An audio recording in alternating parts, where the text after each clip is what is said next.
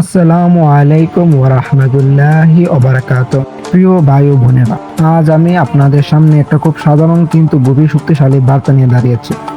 মাত্র 3টি শব্দ, কিন্তু এই 3টি শব্দ হাজারো সফলতার পিছনে আছে। বিশ্বাস করো, তুমি পারবে। এই কথাগুলো শুধু অনুপ্রেরণামূলক বাক্য নয়, এটা এমন এক শক্তি যা জীবন পাল্টে দিতে পারে। এটা এমন এক বিশ্বাস যা কোনো স্বপ্নকে বাস্তবে রূপ দিতে পারে। আপনি যদি সফল মানুষের জীবন দেখেন, আপনি একটা জিনিস অবশ্যই দেখবেন, তার নিজের উপর বিশ্বাস রাখত।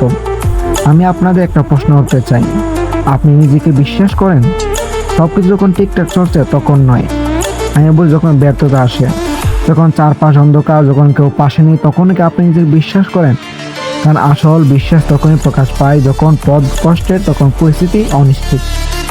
টমাস এডিসনকে যখন জিজ্ঞেস করা হয়েছিল তিনি হাজারবার ব্যর্থ হয়ে কেমন অনুভব করেছিলেন, তিনি বলেছিলেন, আমি ব্যর্থ হইনি, আমি শুধু লাইট বাল্ব আবিষ্কার হাজারটা উপায় খুঁজে পেয়েছি, এটাই বিশ্বাস।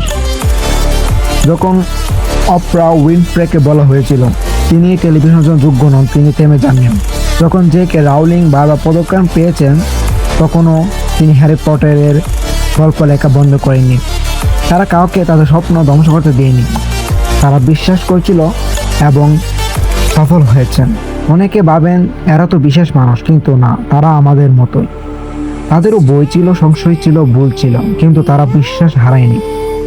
আপনার মধ্যেও সেই শক্তি আছে। হ্যাঁ, আপনি হয়তো এখন কঠিন সময় পার করেছেন, হয়তো কেউ আপনাকে তুচ্ছ করেছেন, হয়তো ব্যর্থতা কিছু চাচ্ছেন, কিন্তু এসব কিছু আপনার পরিচয় নয়। আপনার পরিচয় হলো আপনি হার মানেননি, আপনি উঠে দাঁড়িয়েছেন, আপনি আবার চেষ্টা করেছেন। নিজেকে বিশ্বাস করা মানে অহংকার নয়, এটা মানে আপনি জানেন আপনি আরো ভালো হতে পারবেন, এটা মানে আপনি জানেন আপনি শিখতে পারবেন, এটা মানে আপনি জানেন আপনি প্রচেষ্টা চালিয়ে যাবেন। যখন আপনি নিজেকে বিশ্বাস করেন, তখন আপনি বইকে জয় করেন, আপনি ব্যর্থতা থেকে শিক্ষা নেন, আপনি দেরিতে হলেও সফলতা পান। স্মরণ রাখবেন, যে নিজেকে বিশ্বাস করে সে হেরে গেলে উঠে দাঁড়ায়, সে বারবার পড়ে কিন্তু বারবার উঠে দাঁড়ায়।